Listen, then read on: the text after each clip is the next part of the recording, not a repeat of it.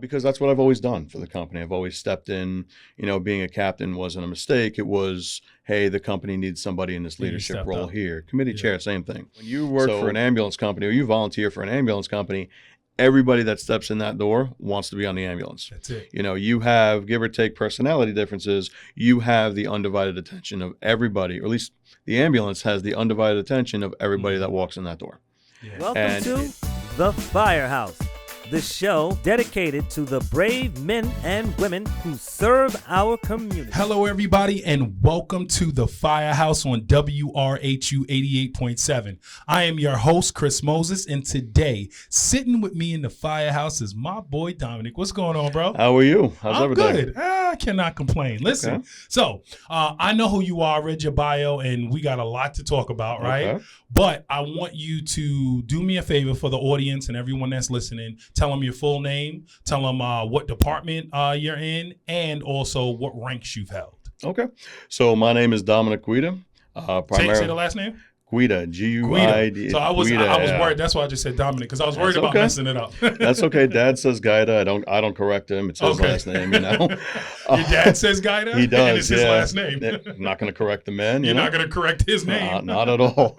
I primarily volunteer at Community Ambulance Company in Sayville. Okay. I've been a captain. I've been a committee chair, and now I serve the company as first assistant chief. Wow. Okay. So is there first assistant, second assistant, then chief? Or primarily goes second assistant, first assistant, and then you get the big job. And then you're chief of department. Yes, and sir. then, so now, unlike, I guess, fire company, where you have, different, you have truck, you have engine, you have that, you all are ambulance. So when you're the company, when you're the captain of just that, right? Just Sayville. So if you're each captain has its own role and each chief has their own thing that they handle.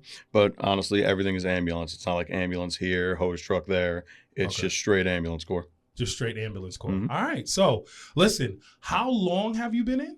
This is my 11th year. 11th year. Yes, sir. Chief, I know we got some stories. And we're going to get never to those a shortage. stories. Never a shortage of those. I look on your shirt, it says Dom. Do everyone call you Dom? Yes. Dom. Okay, so then we're going with Dom. Okay. I like Dom. Is that cool, Chief? Yeah. All right, we're going with Dom. All right, so, Chief, talk to me. What makes you say that you want to do this for also a living, right? Because we're gonna kind of get into Mastic, where you work as a medic, in Southampton. But what makes you say you want to volunteer? You want to help people? Like, what makes you want to do this? So I've always been interested in helping people. I used to do some kind of social work, different types of social work jobs.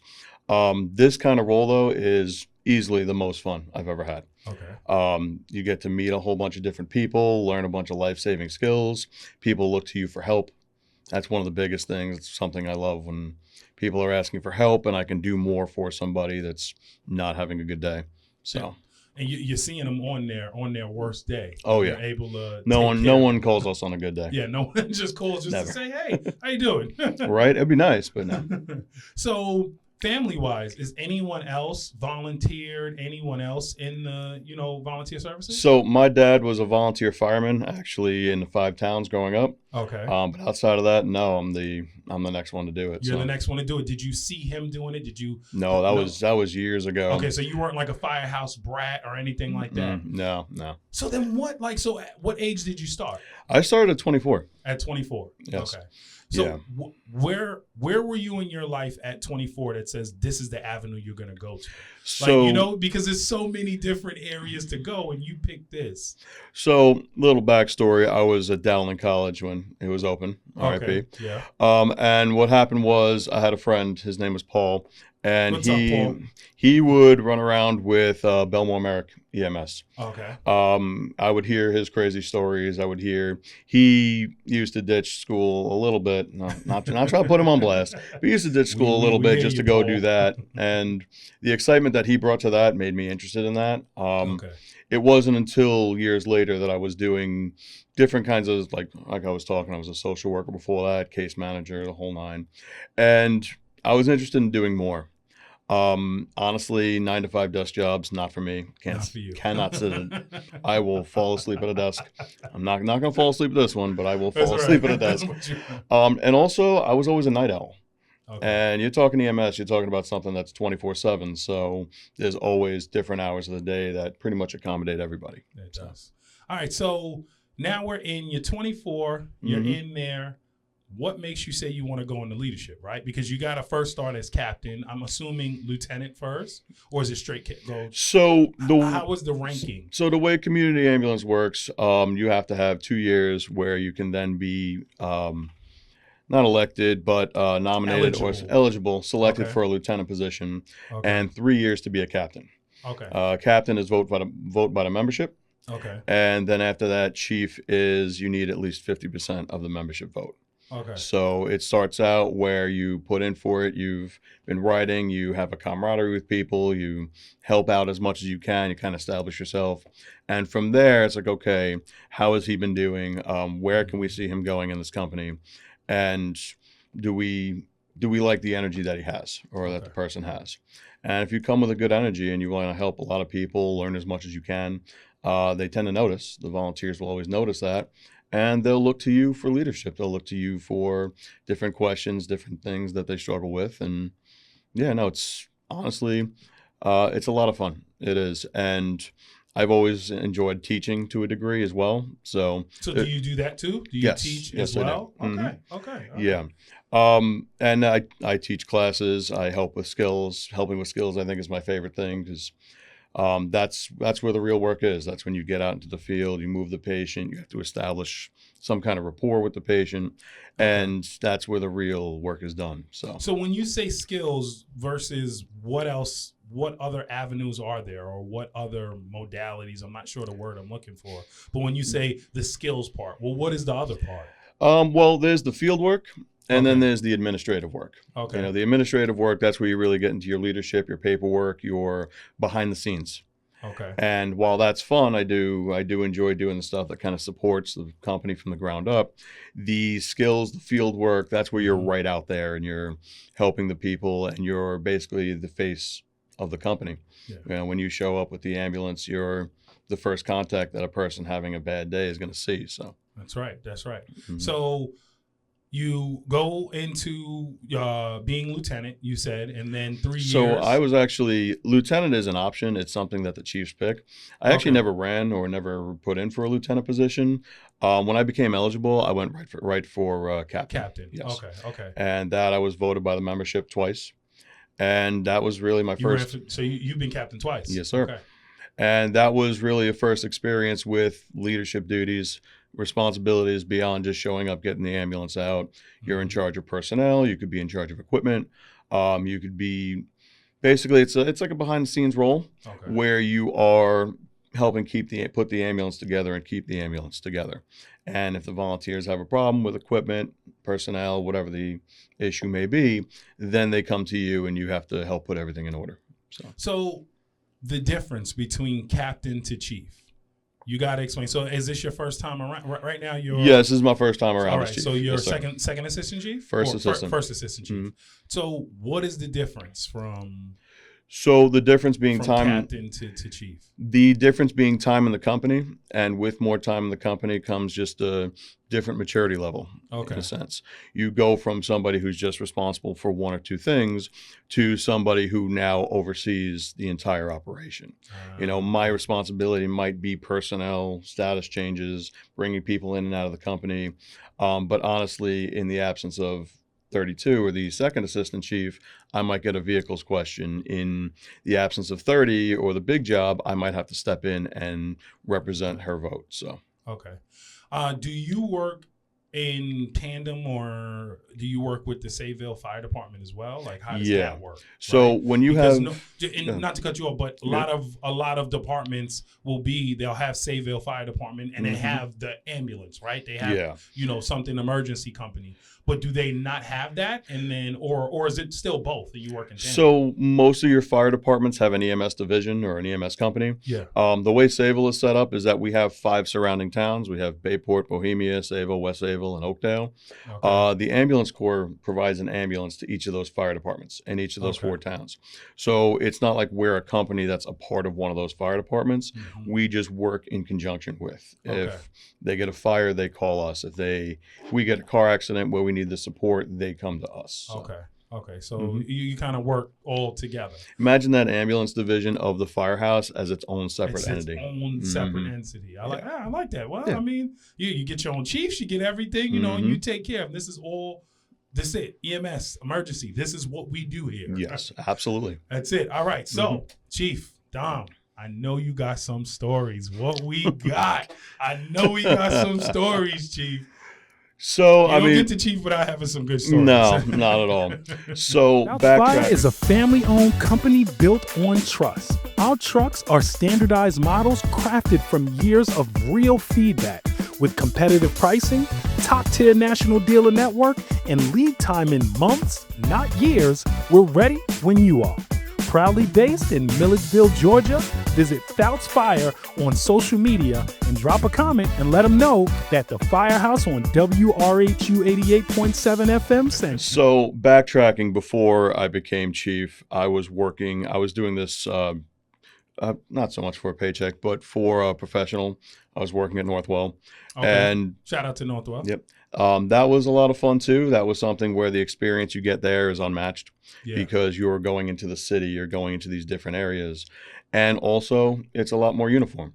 Not so much that volunteer isn't uniform, but when you're working for a hospital system, there's a professional demeanor that comes with it. Yeah. There's a different, what was the word they used in Brooklyn Nine-Nine? Gravitas was the thing? Yeah. A different gravitas that comes with that, where you're, hi, I'm from the hospital. I'm here to help you. I am a medical professional to a whole different standard. Yeah. Volunteer, a little more relaxed. You know, you don't have to sit here and worry too much about that, but you still get to be uniform. You still get to be the face of a company. You're still out there helping people. Moving forward from that, you take that experience and you come back to a place like Sayville or pretty much any one of the volunteer aspects, and you have a whole different outlook on things. You know, you have a better grasp of what's a real problem, what's not, what needs to be addressed now versus later. Different things that keep an ambulance in service versus things that don't, things that you don't need to worry about. You know, in the volunteer world, you have a couple of ambulances in your headquarters and your focus is on that. And as soon as a check engine light comes on, you're worried that you're going to be out of business. Whereas in that hospital setting, you see a check engine light or something going on with the ambulance, you learn about ways to deal with that, what's a real problem, what's not. Yeah. And you bring that experience back too, and it helps the people around you understand, hey, we can keep this ambulance in service for right now, or we cannot. We can get through this call safely, or we have to get a different bus, different rig. So okay. All right, but we got to get into those stories. So, yeah.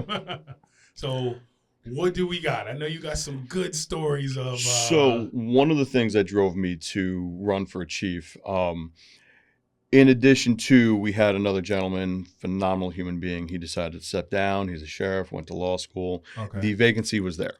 So I'm not going to leave my company without a chief, without somebody in the higher ranks, because that's what I've always done for the company. I've always stepped in.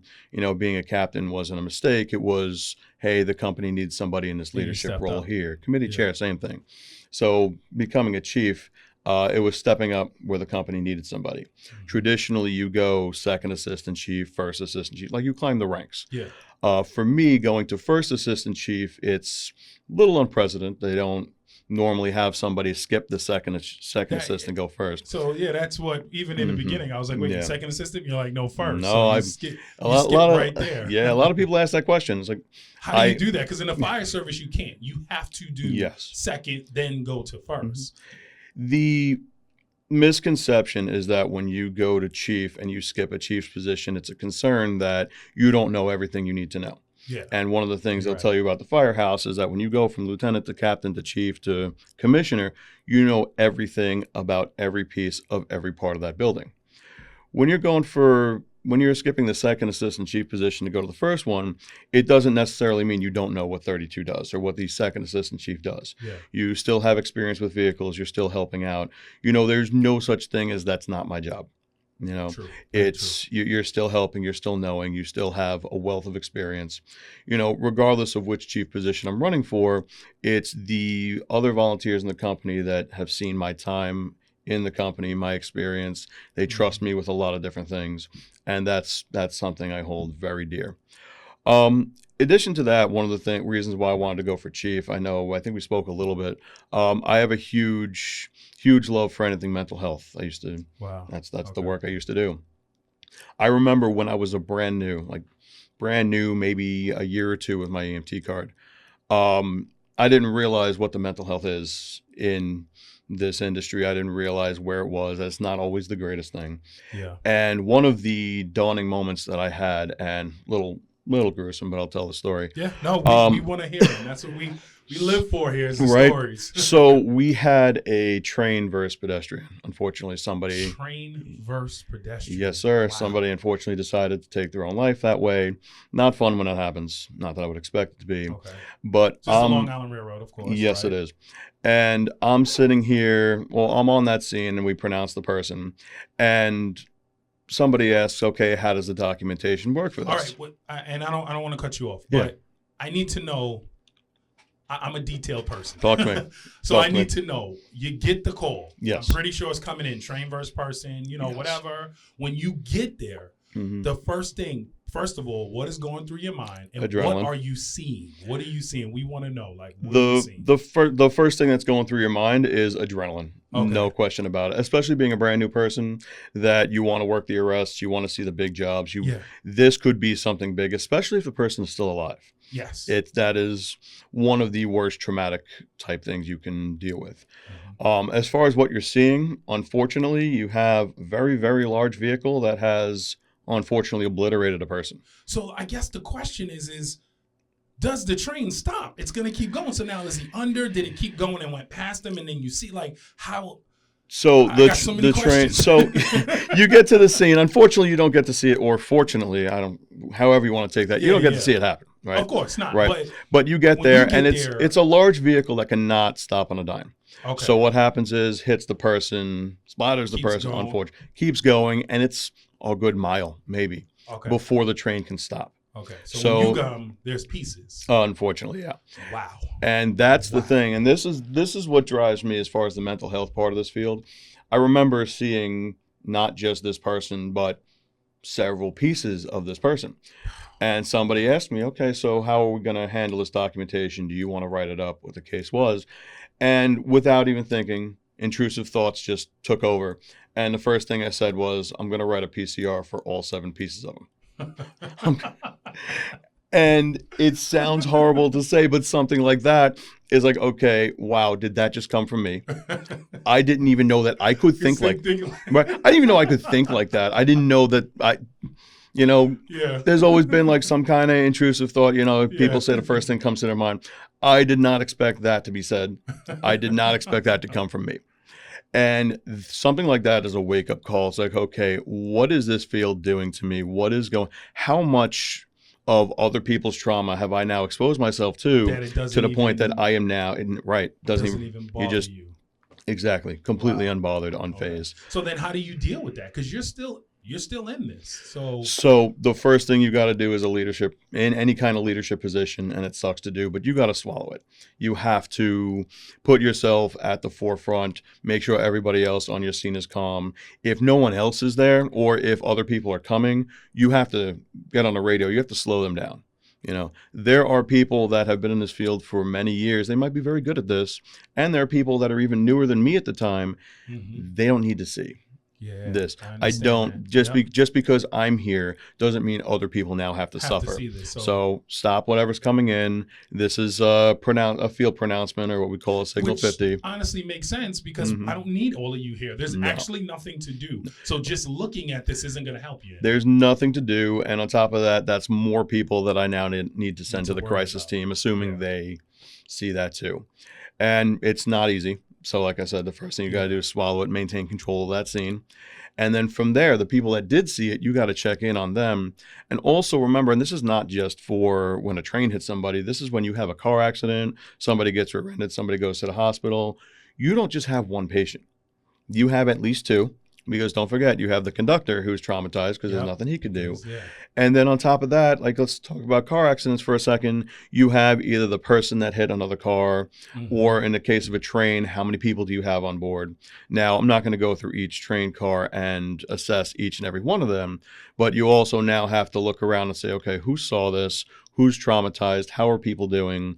To what extent do the police have everything under control so that you don't have more people flooding? It's a little different in Suffolk County because you can kind of contain the blast, for lack of better phrasing, you know. Yeah. In the city, that's not the case at all. The city, you have everyone everywhere. Everybody has a camera out, and you really have no control over who sees that, who sees what's going on, and above all else, what they see you doing. You know, That's right. in Suffolk, like I said, I can contain the blast. I can get everyone out. In the city, you're on camera. No matter, there's eyes everywhere. So just to get back to that situation, like, what do you do? What's your job in that situation? There's happened, there's body parts everywhere. You're not actually going down there helping with body parts. No. You're more of... Over 50 years, Fire News has been the preferred publication for fire, rescue, and EMS heroes. Fire News print edition reaches Long Island, 17 states, and the District of Columbia.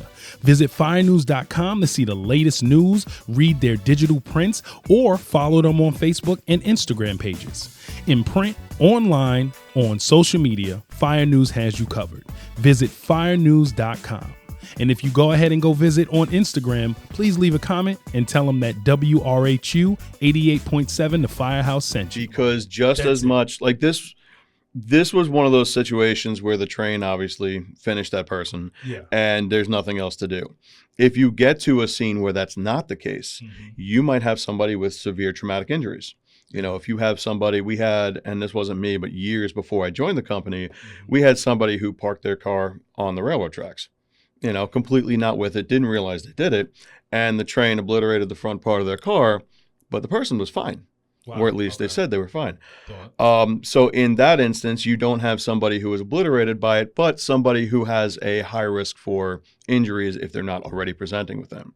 So now, again, you got to maintain focus, control everything. Anybody who's not here doesn't need to be here. You got to make sure that person goes to the hospital. That gentleman wanted to refuse care. He didn't want to go to the hospital.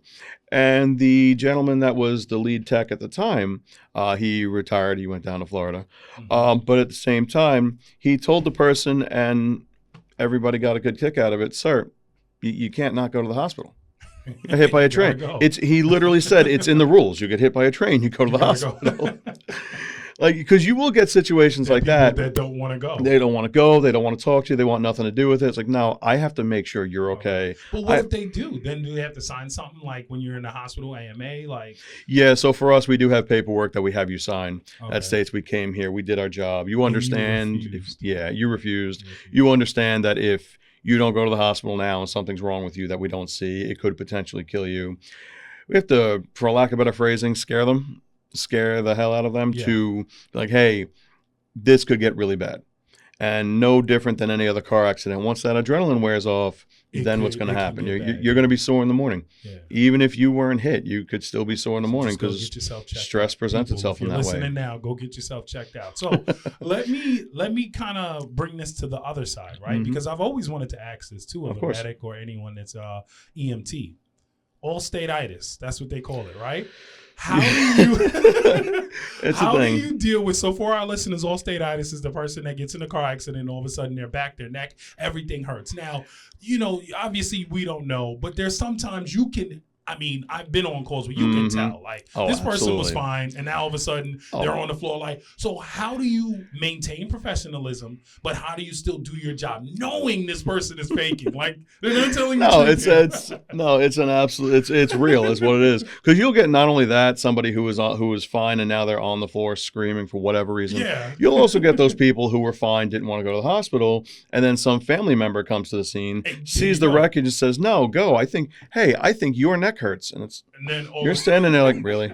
I am 3 minutes to the end of my tour. His neck does not hurt. You maintain that professionalism, and just like any other patient, you're going to assess them. You're going to check their blood pressure, take them to the hospital. Just do it. You do. There are times nothing changes. There are times you will see people that will, I don't want to say argue with, but take the road of, no, you don't need to go. You're okay. By the time you sit there and negotiate them not going to the hospital, you could already be there. Yeah, and then that scene where you're now getting off a half hour late turns into an hour or an hour and a half. And now your 12-hour tour has become a 14-hour tour. And now you're even more stressed out when you could have just taken them to the hospital and been done 2 hours. Exactly. Yeah. You have to maintain. You have to, keep a cool head and remind the person you're there to help them, especially. So let's go into a little bit, you're in Sayville, I assume, right? Yeah. You're in Sayville Community Ambulance. You're doing what you do. Where does the job come in, right? Because you're also a medic in Mastic and Southampton, right? So where does that come in? Obviously, that has a huge, what you do made you want to do this for a career. Yeah. But where did that come in? How did that happen? Did you just apply for it? Was it a friend that, and why those? There's other departments. Why Mastic? Why Southampton? So where the job comes in, I mean, honestly, it's exposure, if anything. Okay. First and foremost, if you're not getting a lot of calls at Sayville, but you go to your job, whether it be Mastic or Southampton, you're going to see more jobs the same way you would at Sayville. Yeah. You're going to maintain that mentality. It's your opportunity to keep your skills up, to keep yourself fresh with what you're doing. As far as what made me want to do those, so unfortunately, living on Long Island is not cheap. Okay. Not at all. So even as good as the health systems do pay, you need a second gig. And also it's a place to unwind. It's a different mentality. Yeah. You're still maintaining that professionalism, but the uniform standards for the hospital system and the uniform standards or the personalities are a little bit more lax. Okay. So it gives you a chance to unwind from that weekly grind at the hospital, and it gives you a chance to meet different people, see some different things, and make some extra money, at least from the paid side of things. I got to Mastic Beach because there was another place I was working where the gentleman who runs Mastic Beach was the narcs officer. Okay. And when you're a medic, you're fresh out of medic school, you have all these brand new skills and nothing to do with them because EMTs, volunteer, it's all training. Once you become a medic, you now need experience. It becomes you need experience to get experience, but I don't have experience. How do I do that? So when you've already worked with people for a good amount of time, those people will bring you into another agency if you ask them, and they'll kind of help you get the job, get your feet wet, set you up, show you all the equipment, because every volunteer company has something laid out differently. And honestly, it's a big help. That's what Mastic Beach was for me, is the gentleman that runs that place. He was the narcs officer at another place I was working, and that was a personal reference. Yeah. As far as Southampton was out of the beaten path because nobody knew me there. That was a place that the Suffolk County REMSCO website listed the employment opportunity, and they hired me cold. They didn't know who I was. And they just they know the extent of my experience on paper. So for me to work there, that's huge props to them. That was my very first cold hired paramedic gig. Since then, I've been there a year now, and they seem to love me. I mean, I have no issues there. But yeah, no, as far as where the job comes in, it's different experience, it's more exposure. You branch out, you meet people, and then you decide where you're comfortable working. That's the biggest thing, and especially part of the mental health aspect. There are places that you do this that when you're paid especially, they treat this like a business. I did all these fun things. I traction splinted. I gave narcotics. I established a rapport with this patient. And then the business end is like, okay, but did you get the insurance card? It's like, that's not what I'm here for. Some of the Suffolk County agencies are starting to bill the Medicare, Medicaid for the services, but outside of that, it's still that family feeling. It's still, no one's going to come up to me and ask me if I got the insurance information. They're going to ask, how did you do that? How did you do with that? What training can you provide based on your experience? There's a little less pressure as far as, did you do everything right? Did you do some things wrong? It gives you more of an opportunity to learn. And for me, as much as I did enjoy the health system, there's just more camaraderie, more fun, more of a laxed environment in some of these private ambulance companies or volunteer ambulance companies in Suffolk County. You can just do your job and do, you're not worried about all the extra and all of the stuff like that. The other end of it too, And this is primarily why, because I'm medicine. I prefer doing medicine. I'm not really a fire guy. I'm not really a police guy. So what happens is the fire departments are great. Make no mistake about it. The fire departments are great. But everybody that walks in that door is there for a different reason. Yeah. You know, the fire departments, you got some guys that want to get on the fire truck, some people that want to run the place, some people that this is a side gig. Engine, truck, Exactly. rescue, you have, Exactly. When you work for an ambulance company or you volunteer for an ambulance company, everybody that steps in that door wants to be on the ambulance. That's it. You know, you have, give or take personality differences, you have the undivided attention of everybody, or at least the ambulance has the undivided attention of everybody that walks in that door.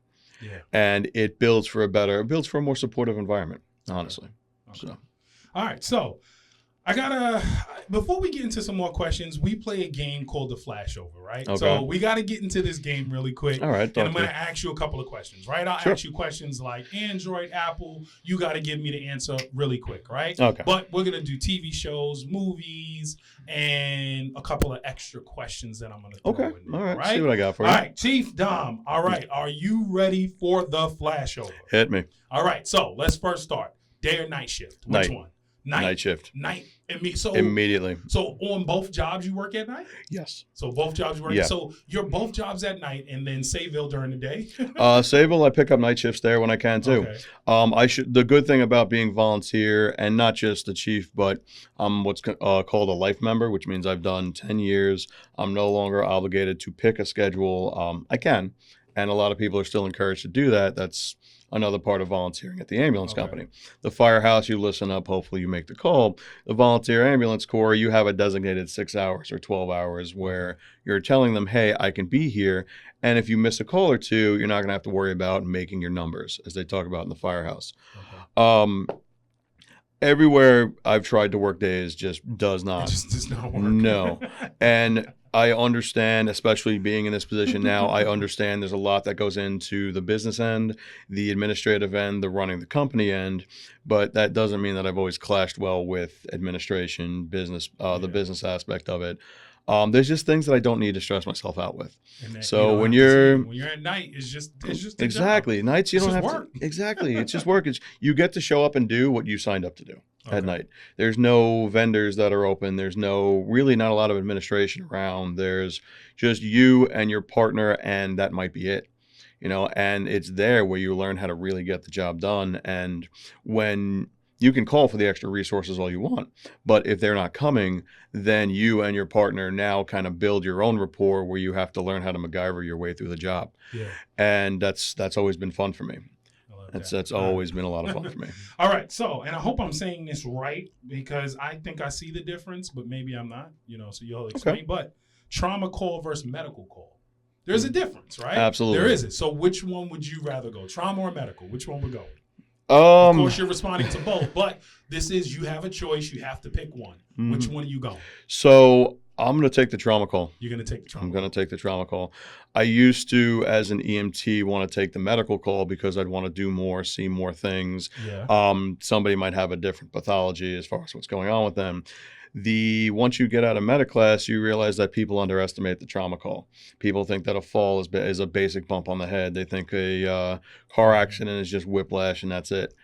There is a lot of medical exactly. There's a lot of medical aspect that can go into the trauma call. If they passed out and that's why they crashed their car, if they fell and the reason why they fell is because their blood pressure is not there. Like, there's a lot of things that it gives you a chance to be more thorough on the trauma call and gives you a chance to really flex your skills. Sometimes you don't need to do that. Sometimes, hey, they tripped, they just want to be put back in bed. That's the end of it. Okay. But when somebody falls because their heart left the chat, or if somebody crashes their car because they had a seizure behind the wheel, it's like, okay, there's many more components to this. All right, got another one. Yeah. Cleaning the ambulance or restocking the ambulance? Which one we doing? Gotta clean it up. So which one are we doing?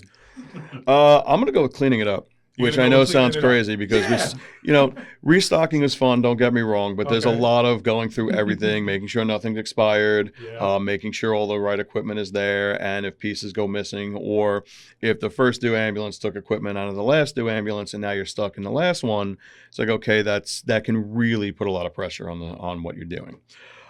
Cleaning the ambulance is more important to me now because it's my office. You know, that's my space. That's where I do my thing. So that's a presentation thing. That's a nitpicking thing, because I'm not saying I'm a germaphobe, but I'm very, but you're more I'm very pro. This should be clean. This is something that we want to prepare for the next patient, and also I want to safely be in it. You know, I think there's a lot more safety in cleaning that gets overlooked than there is with like overstocking. So, all right, we're gonna give you a scenario. Okay. Right.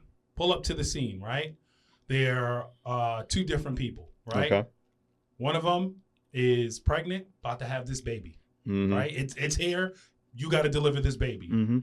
Other person, you got to do CPR for. Okay. And not breathing and did everything. Someone, when you get there, is already in chest compressions. They look at you, Chief, which one do you want? Which one are you taking? So what I'm actually going to do is, before I get to the call, I'm going to go out of service mechanical. So, sorry, can't get there. Sorry, can't make it. You guys got this. Let me go get another rig by the time you're at the hospital. So which one are you taking? So you're right there and they're looking at you. Chief, which one you want? Let's start. Honestly, and it's a hell of a decision to make, I'm going to take the pregnant lady. You're going to take the pregnant lady? Okay. Because not only is CPR a lot of bagging the patient or breathing for the patient and chest compressions, but it also depends on the kind of scene that you're in.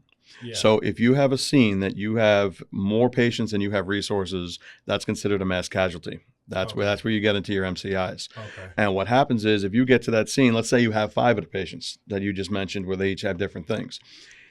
If you have more patients, the way you would say that is 5-aided, right? Yeah, 5-aided. You can absolutely say that. So you got 5-aided, and all I can get is one ambulance out to the scene. I now have more patients than resources. I have to prioritize, and unfortunately, I have to prioritize who's still alive. Yeah. You get to a scene like that where you have at least 5 of what you're talking about. That person that's in arrest is technically considered a black tag. Wow. You know, you adjust the airway once, and if they don't take that big deep breath, then I gotta move on. And exactly. Come over to there. In the situation that you're talking about, where I literally have one or the other, the mother that is about to have a child, now you're about to have 2 patients. So you're about to go from 2 to 3, and there's a lot that can go wrong with that. CPR and the other patient, BLS can handle that. Okay. You know, it's not great if they don't get the meds, but the difference in somebody surviving a cardiac arrest or somebody surviving something like that is the early compressions, the early defibrillation, a lot of things that BLS can do. Okay. And what's also cool is that now they're diversifying what BLS can do, and they're adding more advanced airways. I don't know if you're familiar with what the iGel is, but I am not. Please explain. iGel, it is. Are you familiar with what an OPA is or anything like that? So there's certain adjuncts that go in that literally, once it's in place, you can sit there and breathe, and it goes around the adjunct, and you're getting air in. Okay. The iGel is pretty much like that, like intubating, like a tube. But at the same time, it goes in, and it's not something that you have to heavily monitor. You know, when I intubate somebody, even if I iGel somebody, I still have to put them on the monitor, verify that it's in place, that I'm getting good capnography.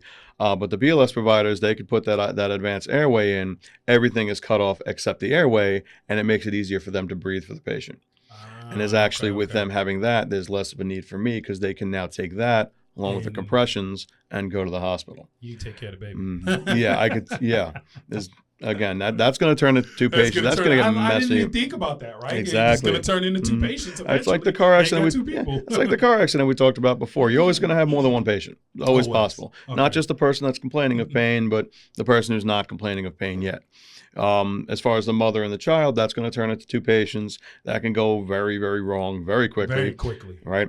So many things. Whereas the cardiac arrest, you kind of already know what's killing them. Yeah. You kind of already know what happened. They're dead. Work done. They're done. That's it. All right, let's keep going. You're at a parade.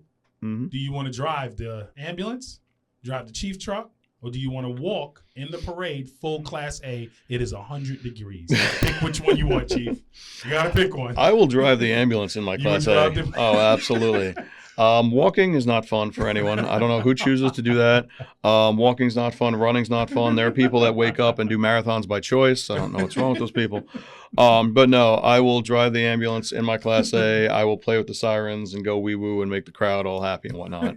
That's a lot of fun. Now, let me ask you a question. Do you have commissioners? And the ambulance company, no. We have no commissioners. No, the equivalent to that, we have a board of directors. Board of directors. Okay. Yeah. Installation dinner comes up. Everyone has that, right? Yes.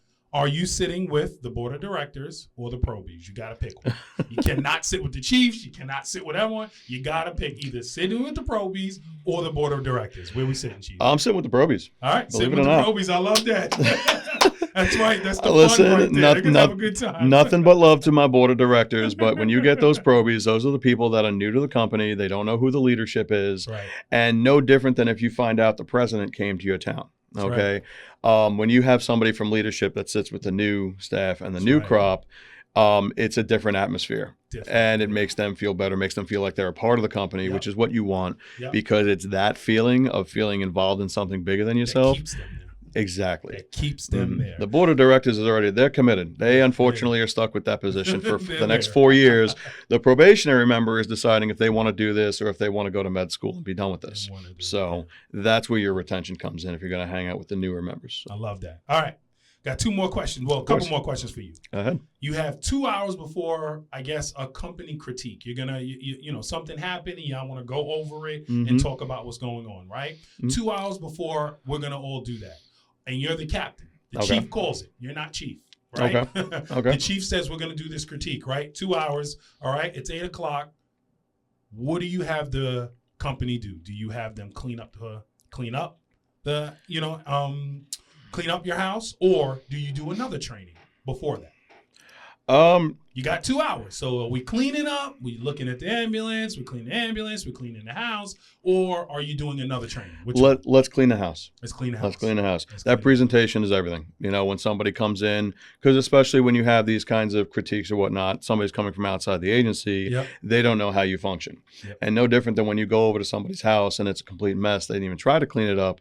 It's the same thing. You don't want to present yourself, because that kind of organized clutter or that kind of clutter situation, is no different than showing up on a scene and you're not wearing the right uniform. It looks like you don't know what you're doing. Yeah, it looks like you don't care too. That is what you actually ask is the definite. Cleaning the house is the definition of fake it till you make it. Not just with not just with the skills you have, but at the very least, make it look like you know what you're doing, and from there, hopefully, people will follow.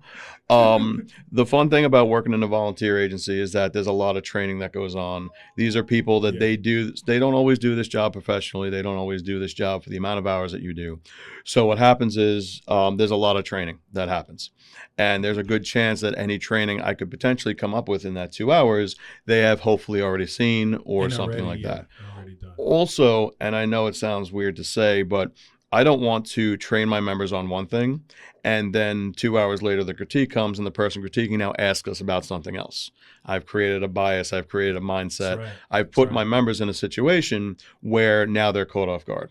Versus we're cleaning, we're prepared, we're ready to go for anything that we could be asked to do. I love that. See that? Just so y'all know, that's a chief answer right there. I know you. Chief answer.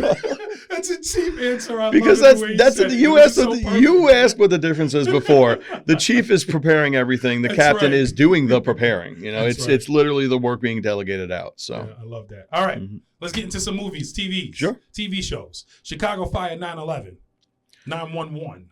9/11. No, 911. 911. 911. Third Watch.